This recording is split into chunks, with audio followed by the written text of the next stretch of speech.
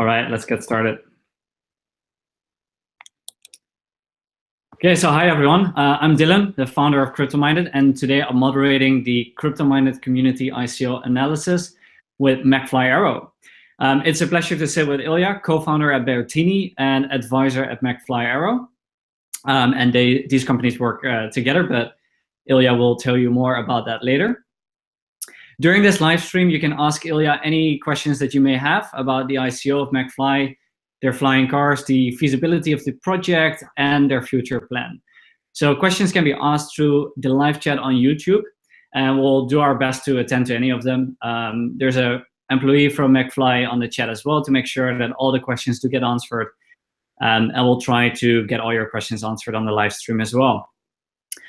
So please don't hesitate to ask any questions that you may have. This AMA is intended to analyze the McFly ICO together with the community and make sure that we get a better understanding about McFly and make an educated decision on participating in their ICO.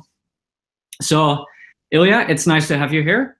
Could you maybe tell us a little bit about yourself? So, oh, sorry, I think. Yeah. All right, yeah, again, you're muted. Yeah, absolutely. So yeah, great to be here. I'm. Hey. Let me see. Is my mic working? Is the mic working? Okay. Yes, it is working. So there indeed is some delay. So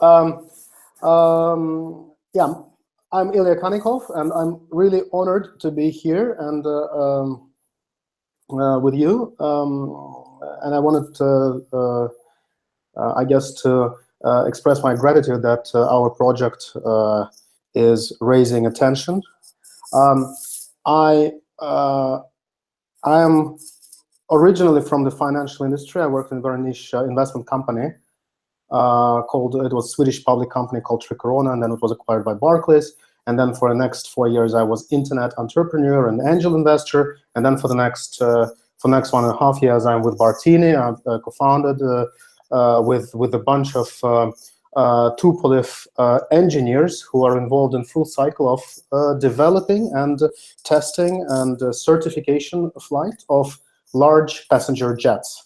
Their experience is over 15 years of each of the 12 people crew, and yeah, they were flying and experimenting with large passenger jets. And about a year ago or 2 years ago, they validated that technologies are mature enough to have the urban vertical takeoff and landing type of vehicle on electricity to serve the urban flight.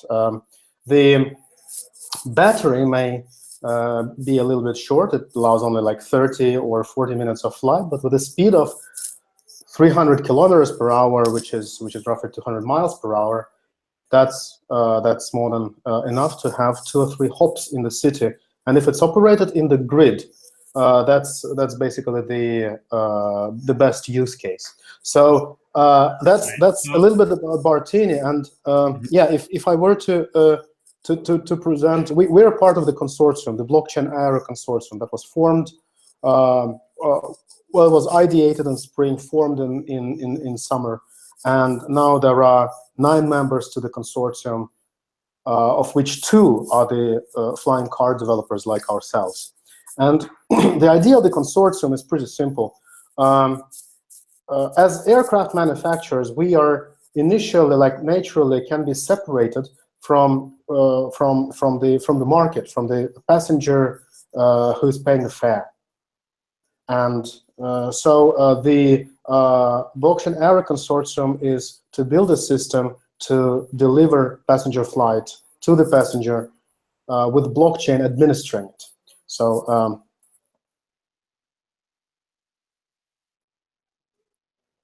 now okay, so if I understand correctly, Bertini, McFly, and blockchain.aero all work together as one consortium, correct? That is right. The consortium, the business consortium, is for all companies who make or develop different things that can be used in the urban flight grid. Those things largely include the flying cars, the chargers, and the landing pads and equipment for the landing pads, and the technologies to administer the system. Now, the McFly is a community for those entrepreneurs who will take those things and deploy them in their cities to basically co-own the, if you like, the distribution channel or supply chain for the vehicle to become a service. And anybody who owns part of that network in his or her city will be earning by letting the flight be served on that landing pad or using that charger and get rewarded. This is like a large infrastructure of what sometimes it's called Internet of Things, that anybody can contribute their things into the grid and make their own little business within that big sort of monopoly that suddenly becomes no longer a monopoly because it's managed by a blockchain. When I say, and so McFly.aero is for entrepreneurs, but also for the passengers, because this industry is to grow $1.2 trillion pretty fast. That's and we already see this growth curve happening now, and it does require educators, lawyers. It does require journalists. Basically, as any other industry, it does require everyone to make it happen faster, and also it does empower everybody to sort of realize their competences and grow with this new market. Okay, so the audio is a little bit bad sometimes. So okay, I hope everyone understood that correctly. But if not, please let us know in the live chat, and we'll see what we can do about that. So Ilya, basically, the format of this session is that the community was able to ask anything that they wanted to know about McFly. And right now, I will ask you the questions that they have asked about the project, and you're free to answer them. And yeah, just try to be as precise as possible with the answers that you give, so that everyone understands exactly what you're doing and that they get their questions answered that they have about the McFly project. So the first question is, flying cars, are they already real? Do they already exist, and can we already try them?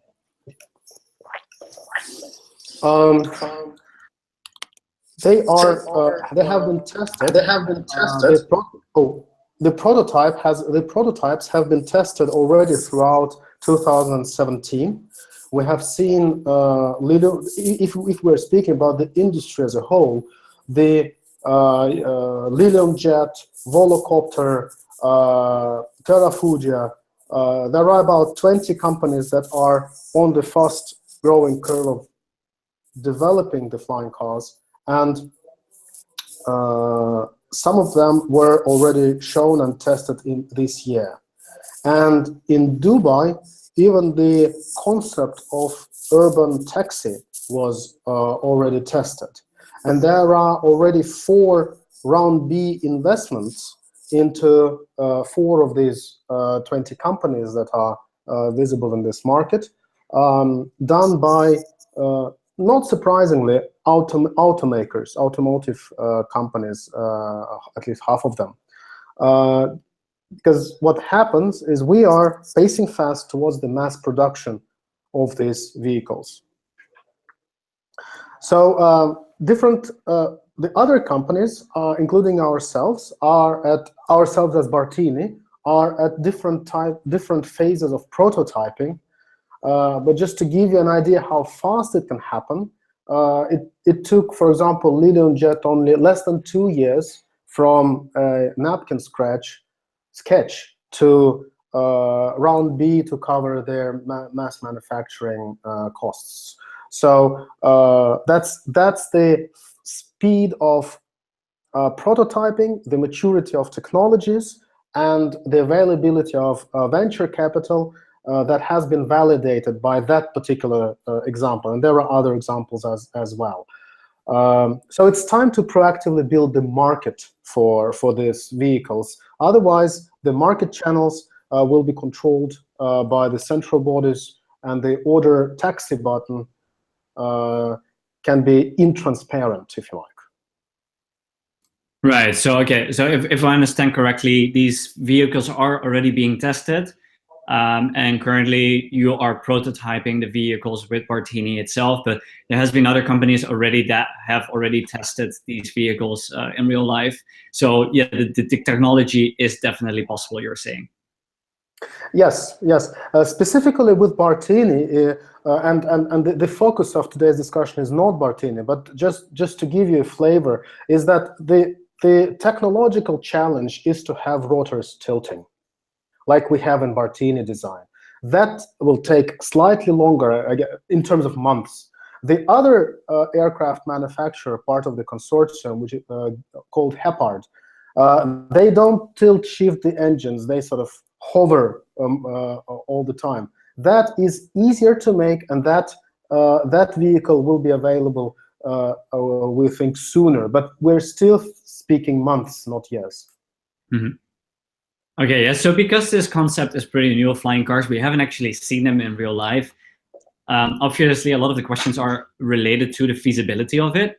So the technology is feasible, but how about the regulations and the cities that it would be actually able to fly in? Because we understand that, yeah, probably Dubai is kind of an innovative city, and they probably allow it faster than most other cities. But have there been any cities that you have already discussed this possibility with? And are there any cities that actually allow flying cars already? Right.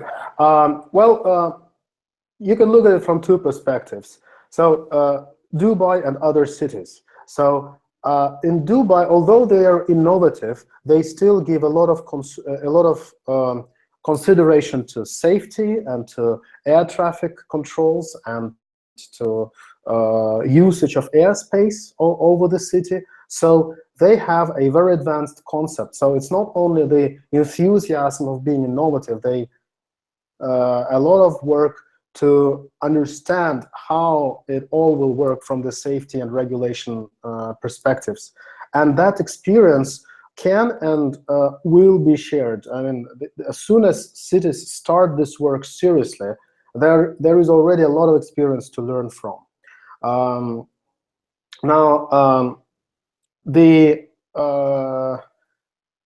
From other cities that allowed that technology. Well, the first candidates are definitely cities that already have the urban helicopter type of taxi.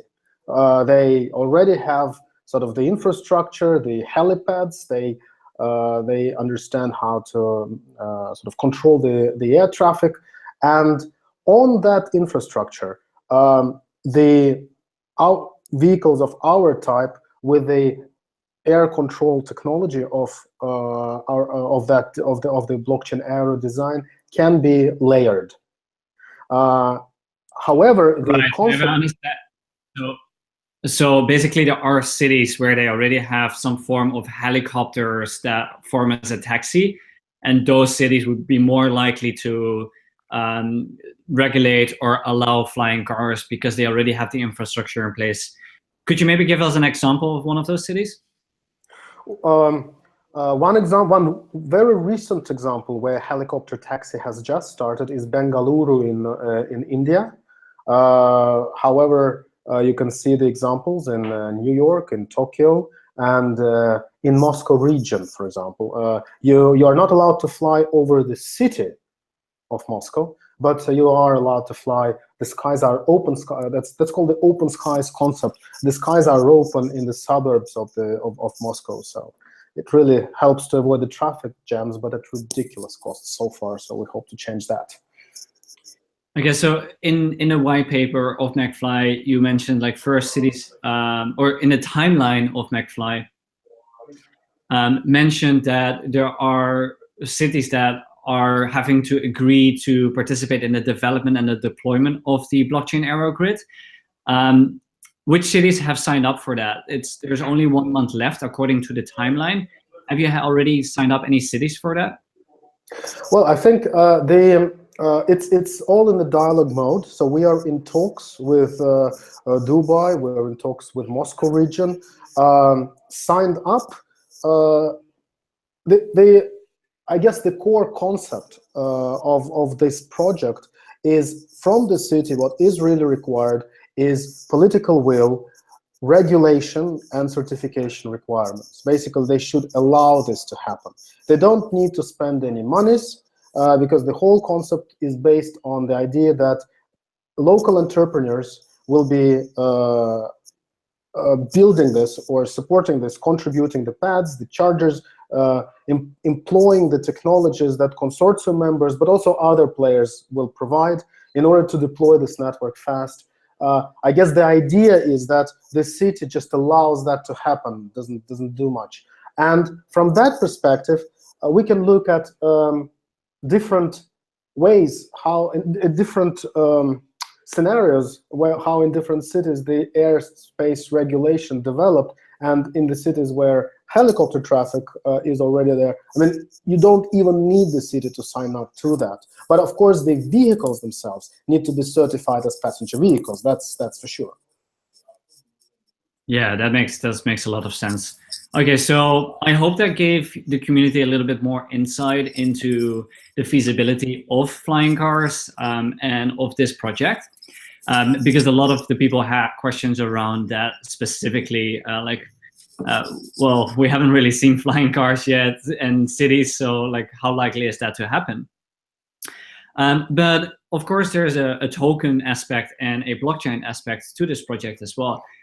So how do you see the benefit to this project being decentralized? How do you see the blockchain coming in here?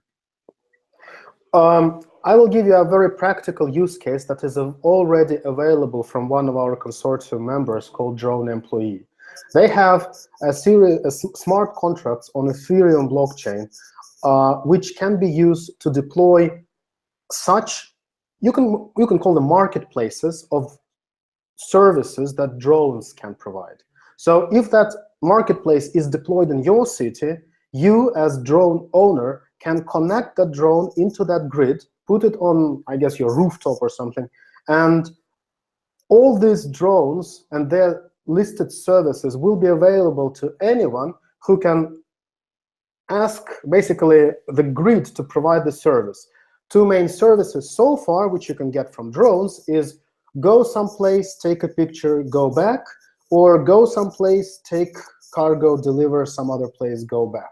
So on using these smart contracts, drones reconcile the charge you will have to pay, and they sort of and they also reconcile the routes, the corridors they will use to fly while delivering the service. So you may call this decentralized marketplace for services, but the important implication for, I mean, I would even think for the whole supply chains and in all the industries, is that what it essentially allows is you take a product, you take a device, and you actually can start selling its service without anybody administering really the provision of the service, charging, billing, and these things. So on that concept, you can use this real case scenario with small drones to see how the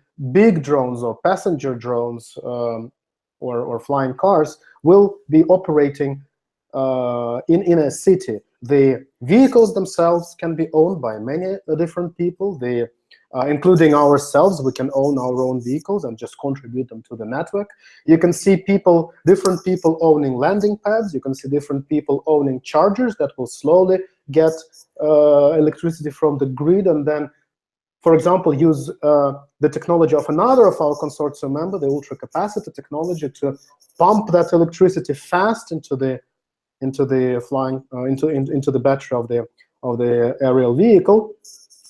And for every activity of every device, there will be a charge in McFly tokens. So that is the sort of decentralized marketplace where everybody can own a device that sells the service it is orchestrated to provide one single service only, the passenger flight from point A to point B. Right, okay, so essentially the blockchain aspect to this is the decentralization of the payment. You're not functioning as a payment gateway anymore because this functions on the blockchain and they get paid peer-to-peer, correct? That is right. The blockchain aspect is the peer-to-peer payment. It is the but also the if I can add to that a little bit of, if we dive into technology, the blockchain allows to register the use of every device, including the flying cars, most importantly. So we need to, in aviation, you have to measure the device's load and the work it has done, its depreciation before its life cycle is over. And that has to be measured in something. And like for cars, it's odometers, and you know that this mileage meters are being transferred on blockchain as a way to secure, especially when the cars are used in ride-sharing networks. That becomes important for billing, for proper maintenance, when they are contributed to someone else's using them. So with the same concept in mind, the total life cycle of, if we look at Bartini, for example, the total life cycle is 500,000 McFly tokens, which is average of 500,000 minutes of flight. And so you can say that one McFly token is an average minute of flight of the vehicle. So that's the total life cycle. And it can be, by sort of inserting the coins into the device, you not only pay for it to fly, but you also help it to measure its flight. Requirement for operation maintenance of the grid, and also the business side, the business support system, where you need to do the billing and invoicing and charging and payments. Right, okay, that makes sense. You just answered my question as to why you guys decided to go with a token and not, for example, USD. I was just about to ask that, so thank you for answering that.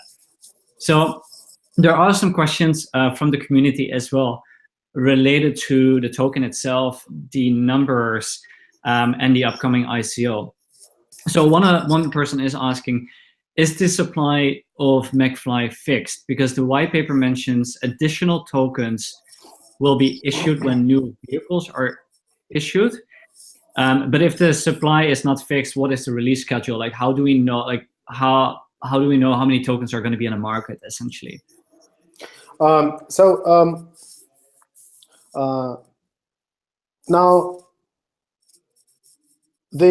if the project succeeds, the mass production of Bartinis will be 50,000 per annum, and with a 3 years life cycle, it's 150,000. So right now we committed 3,000, basically 2% of the total potential supply of Bartinis into that system to motivate the deployment of the sales channels, of the market channels or supply chains in different cities. Now, by saying committed means that basically the amount of tokens that are now being issued is 3,000 Bartinis times the, now it becomes a little bit complicated because two-seated Bartini is 500,000 tokens, 500,000 minutes, but four-seated Bartini is 700,000 tokens or minutes of flight, so the average is 600,000 tokens. You multiply it by 3, you get the total number of tokens that are being currently issued. Now, that flight is, if you like, the usefulness that is available in the grid, which is being tokenized. The more vehicles get into the system, the more tokens will be available. They will be issued to the market for passengers to have them to pay for the for the vehicle's operation and the grid's operation. That's actually the way for any aircraft manufacturer to get their vehicles into the grid. Once they sort of connect their vehicle to the grid, what they commit to sort of the technology that will measure its life cycle. The amount of tokens or average flight minutes will be identified. That amount of tokens goes into the system for the passengers to pay for that vehicle's operation, and thus measure its life cycle before it's over. In a pre sort of scenario, pre-operation scenario like it is now, the 1.8 billion tokens is a, if you like, a 2% budget for early sort of adopters who will make this happen, make the supply chain. And when the system is operational, the supply, the availability of tokens will be very closely related, basically connected solidly to the amount of flight minutes available in the system, no more. With some additional tokens, of course, to compensate the liquidity, the residues on the wallets, the operation of the grid, but the main value is the flight itself of the vehicle. So that's the difference will be marginal. And that, with that idea in mind, it creates motivation. The whole blockchain, and that's how Bitcoin came around, is it created a transparent and clear, but also very fair motivation for anyone to participate in growing the net. So for aircraft manufacturers, that's the motivation of connecting devices into the grid. And for the system, when it matures, the more flight becomes available, the supply and demand establishes the value of the token. So it will always balance out. So yes, the amount of pre-sale tokens are now fixed. The amount of total tokens that will be in the system will be linked to the flight hours of the vehicles available in the system, and I guess that is slightly longer than you expected, but still hopefully answers your question. Yes, thank you very much. There's actually a question related to the token value and how many tokens there are for one vehicle. So one person asks, one McFly token roughly equals 2 euro cents based on the current Ethereum to McFly token conversion rate. 1 minute of flight time equals roughly 1 McFly. So basically that means that you pay 2 cents for 1 minute of a flight, which seems really cheap compared to current helicopter flights, because for a helicopter flight, you'd pay 10 to 35 euros per minute at the moment. So this would mean that flying through McFly would be a lot easier. Now, there's also a lot cheaper, my apologies. So for those who took it now. The question is this correct? And also a question about, let's answer that first. Is that correct? Are the numbers there correct? Well, if you get tokens now and you use them later, then it is obviously correct. You used the current conversion rates. If you want to use the flight when the systems are up and running, then there will be some market price for those tokens, reflecting the comparative value of flight compared to other values that exist there in the system. So we do expect that when the first systems deploy, the minute of flight may be valued according to the benchmark of the helicopter ride. But as more and more flight becomes available, the more habitual it becomes to fly, the more demand comes, because we expect that there will be a psychological sort of adoption curve for that new technology. The lower and lower price per flight will be, and the lower the price of the token will be. But of course, if you compare the price that is available now, that is done on this preliminary stage, and it reflects our willingness to sort of contribute 2% of the future output of the production, or potential future output of the production, just to contribute it in order to establish the motivation for communities in the cities to, I will put it bluntly, to build entrepreneurially the sales channel for us, so that Right. we can sell our vehicles directly to passengers, the flight directly to passengers. Yeah, that makes sense. So how, in that case, how do you make sure that the vehicles actually like break even in cost, like, or get positive ROI out of it? Because it seems that if you like pay with those tokens that were only costing you 2 euro cents, isn't there a possibility that you would get way too less revenue to make it actually feasible to rent out this vehicle that you have? Would you not make a loss on it based on this price? Well, we are at the start of the industry, and we are pledging our time to make it work. And we have, as aircraft manufacturers, and I think that's where the question, from which perspective it's best answered. As aircraft manufacturers, we are faced with either one risk or another. One scenario is we are faced with large players who basically take our vehicles, operate them in the grid, and control the order taxi button, and they make the revenue that passengers pay, and use their bargaining power to pay us for the vehicles that they will use. That's one of the risks that we're facing. Now, in this decentralized scenario, we are contributing the vehicles into the grid, and we are faced with market forces of supply and demand on the passenger side. Hello? It is a little bit frozen here on my side, so I'm not sure if... I'm sorry. I think the internet went down for a second. My apologies. I'm currently not at home. I'm cryptocurrencies companies in Tallinn, Estonia. But yeah, I think the internet just went down. So my apologies to the audience. But yeah, let's continue there. So you were saying that there's two risks essentially. One risk is that another company comes in and that you're not able to build the technology in time. So the reason why you're essentially doing this token sale is to get the funds to be able to establish these sales channels and establish the first early adoption.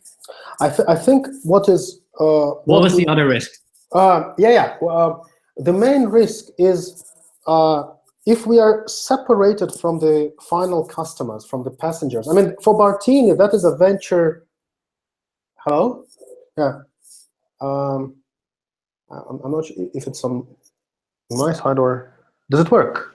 Okay. So okay, I'm not sure I hear you, but I will just go on and hope that it gets sort of... And we lost connection again just now, but we're back.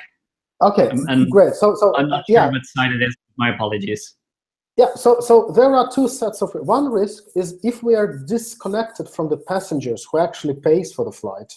The risk is that who controls that sales channel, who controls that relationship with the passenger, dictates their prices for our vehicles. And if they have a lot of market force, they will dictate our prices for vehicles to be very, very low. We are, as Bartini, we are a venture-backed project. So we will do our best sort of to develop these vehicles anyway. But the one risk is that we're disconnected and have to deal with who controls the market channels. Now, completely different set of risks, and you're right there. Completely separate set of risks is if we are connected directly to the market of passenger flight, and there is supply and demand for the flight. And then we are dealing with different bunch of market forces. Those market forces or those risks and challenges involve not only the pricing of the flight, but also the availability of the flight, also the psychology of passengers who sort of it's full sort of bunch of market risks. And yes, we are taking a calculated risk that there may be less demand for the flight, which may drive the price of token down, and we will not get rewarded for the vehicle. But at the same time, that is, if you compare the two markets, the passenger flight market is above $1 trillion as it can be at its sort of beginning of maturity. The market for flying cars, the devices themselves, is $100 billion. It's still a big market, but there is a very big variation between the two numbers where we can agree. So we don't think where this sort of supply and demand can balance out, which means that we hope it is the right thing. And also we indeed think that this will ignite the market forces, the entrepreneurship, so that these systems will develop more, faster, in more cities, wider and bigger, which will create opportunities for us beyond what can exist if only central players will slowly sort of grow the technologies. That is a great alternative, so we are committing to it with the first 3,000 of our vehicles, and other aircraft manufacturers also do, and hopefully more aircraft manufacturers will do the same, will follow it. So there will that's how the joint effort will make the system work. I guess that's what we're counting on. That's very interesting. Okay, so if I understand the dynamics here correctly, basically you say the risk for us is that yes, we get everything working, we get through the regulation, we get the flying cars up and running. There is not enough, so the price of the token stays low, which means that you may not get your entire money back based on the market demand. But so if I understand that correctly, the risk for the community or for the investors here is that, okay, they get really cheap flights if they would indeed purchase this token right now in the current ICO. But the risk is that for them, that you may not be able to actually realize the project. So yes, they would potentially have very cheap flights and be able to be an early adopter of this project and make sure that they can fly across cities very cheaply. But the risk is that the token may not increase in value because you might not get through the regulations, or the vehicles are not good enough or not licensed or whatsoever. So that's basically the risk dynamics that I see here. Is that correct? That is correct, and that's why the token is part of it's part of the supply channel. It is the more different flying car manufacturers are part of the consortium, then the failure of any particular one doesn't affect the whole system. So the important thing that we need to understand is that this industry and this market is coming. It's around the corner. And the next year will be, there are lots of vehicles of different design in the pipeline for next year. There will be lots of news about that. The much slower pace of development is, you rightfully say, in regulation and in availability of sort of city managers' time to make this for its city to adopt that technology. And we unite these 9 companies and entrepreneurs that we talk to and some cities that we talk to, unite around the idea that this readiness may not necessarily require the city manager. This readiness, to create this readiness of the supply channel, may require just small business owners to realize this is a huge opportunity to be at the start of the 1 trillion market, which definitely will be there. It's just about being part of it.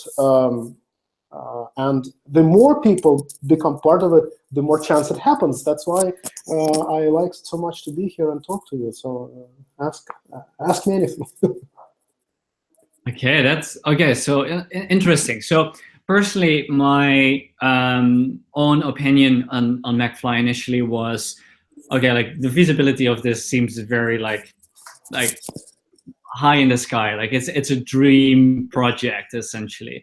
But what I understand better now is that if we participate in this ICO, first of all, yeah, of course, the token value could go up, could go down, whatever. That's a possibility. But the second benefit that we would have is that we would be able to fly really cheaply based on the current price of the token if it becomes reality. So that's basically what is interesting for the ICO investors. And it seems like you have multiple companies already on board and that you are already talking with cities. So you kind of see this coming and see it happening anyway.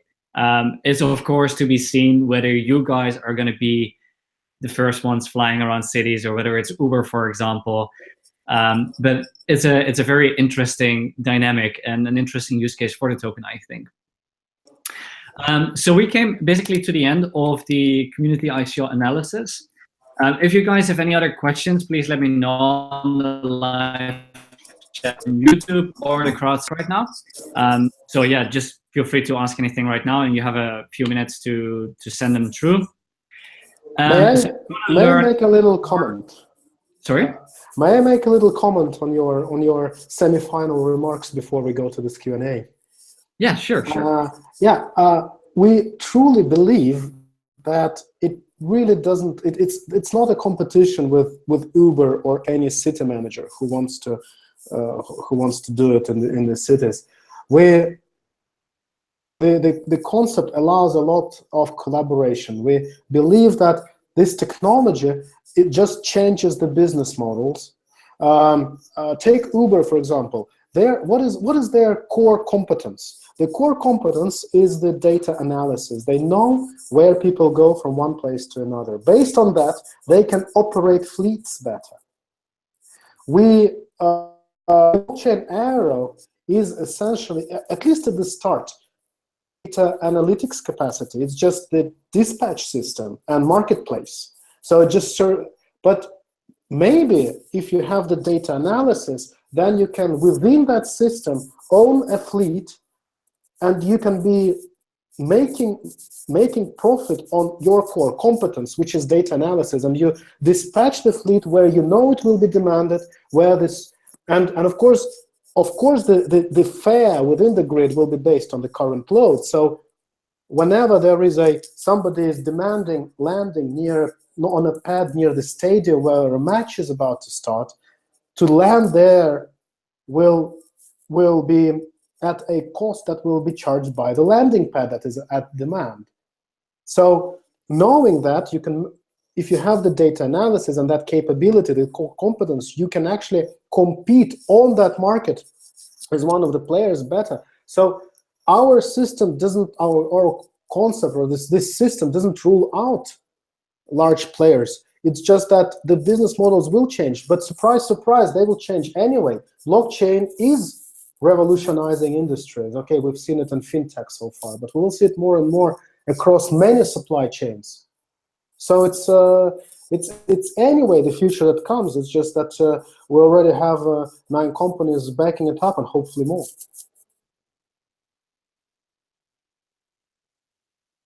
All right, great. Sorry, I was muted there. Okay, so there's no other questions. I think we very deeply answered all of the questions, or you answered all of the questions. So thank you for that. So if you want to learn more about McFly and their already current ICO, I think it's already open, right? It is. Yes, correct. So McFly, their ICO is already open. So if you're interested to learn more about the project beyond the video that you just watched, just go to McFly.aero and you'll be able to find all information there. The other companies that were mentioned are Bartini.aero and blockchain.aero, but I'll include the links in the description as well. So basically, surprise for you. If you are willing to help us fill out the survey and give your analysis on whether you would invest in this ICO or not, and what would be your reasons, what are your positive remarks of the project, what are your concerns, you stand a chance to, or actually you get some of the McFly tokens as well. We have 30,000 tokens to distribute among the community. So in the survey, I will ask for an Ethereum address. And if you participate in the survey, you'll get a portion of those tokens.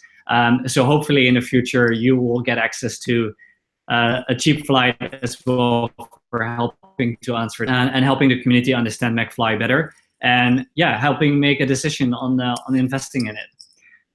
Thank you very much, Ilya. Is there anything else that you'd like to say to the community? Well, I just can't sort of reserve to myself the feeling that of gratitude that you have the time and willingness to listen to our project. And I guess our hope is that technologies, or rather conviction, is that technologies have matured both the blockchain, in the blockchain sphere and in the aviation sphere.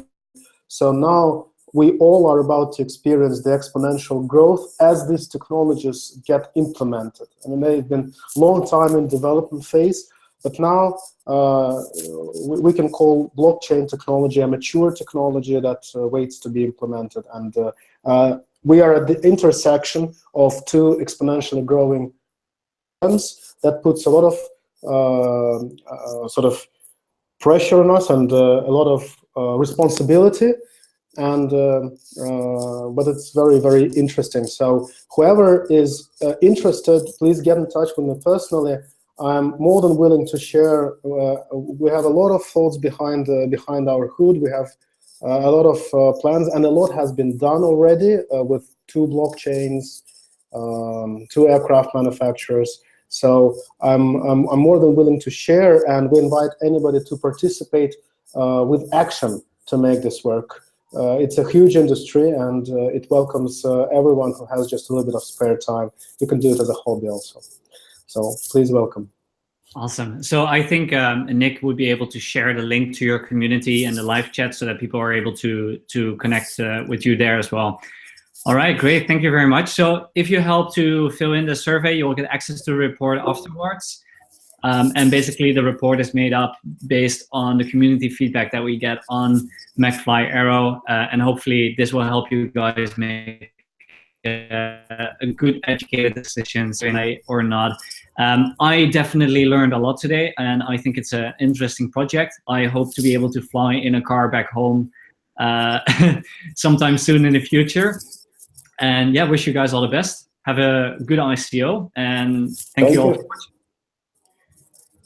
Thank you very much.